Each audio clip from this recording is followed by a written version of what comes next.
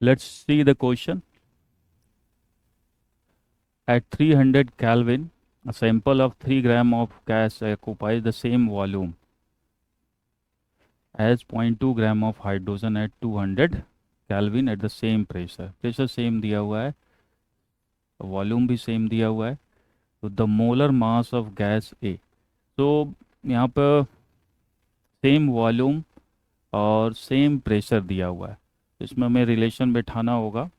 क्या चेंज हो सकता है? नंबर ऑफ मोल चेंज हो सकता है और सेम प्रेशर है. टेम्परेचर डिफरेंट दिया हुआ है. तो अगेन आइडियल गैस इक्वेशन का यूज़ करते हुए यहाँ पे करेंगे क्वेश्चन को. P V equal to N R T है. ठीक है.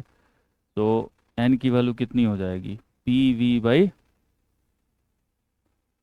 R T. ठीक है.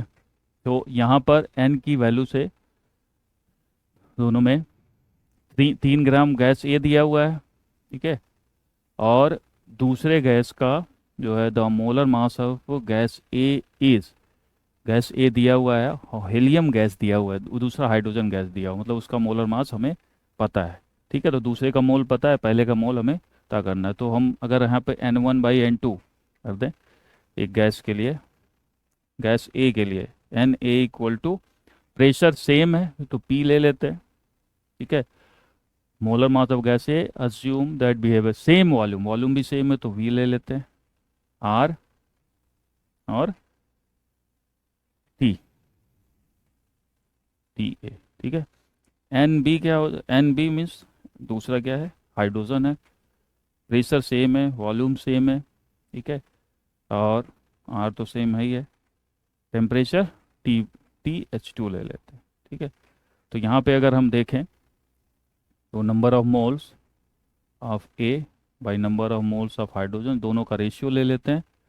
तो अगर यहाँ पे देखो तो पी वी बाई आर दोनों में कैंसिल आउट हो जाएगा. T H two by T A आ रहा है. तो इनफैक्ट इन्वर्स रिलेशन आ रहा है इन दोनों में.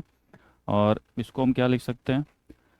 Sample mass of A, W A, by molar mass of weight of A. ठीक है. Into sample mass of hydrogen और मॉलिक्यूलर वेट ऑफ हाइड्रोजन ऊपर चला जाएगा. ठीक है. टेम्परेचर कितना है हाइड्रोजन का? 0.2 gram hydrogen kept at 200 kelvin. A का कितना है भाई? 300. ठीक है. तो ये है. अब इसके आगे ये 2/3 हो गया. वेट, ए का वेट कितना दिया है? 3 ग्राम. मॉलिक्यूलर वेट ऑफ हाइड्रोजन हमें 2 पता है, इसे दिया भी हुआ है वैल्यू. ठीक है. और मॉलिक्यूलर वेट ऑफ ए निकालना है भाई हमें. वेट ऑफ हाइड्रोजन कितना दिया हुआ है? 0.2 ग्राम दिया हुआ है. तो 0.2 ग्राम और 3 ग्राम आपका गैस ए था, तो 2/3 हो गया. ठीक है. तो यहाँ पे अगर देखें वैल्यू ये आपका होगा 0.1. तो मॉलिक्यूलर वेट ऑफ ए, ये जो वैल्यू आएगी द मोलर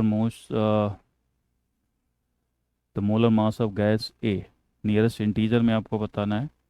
तो 9 हो जाएगा 90/2. इनफैक्ट इंटीजर में ही आ जा रहा है कि 0.1 गया ऊपर, 30 इंटू 3 90 होगा, divide by 2 that comes out to be 45.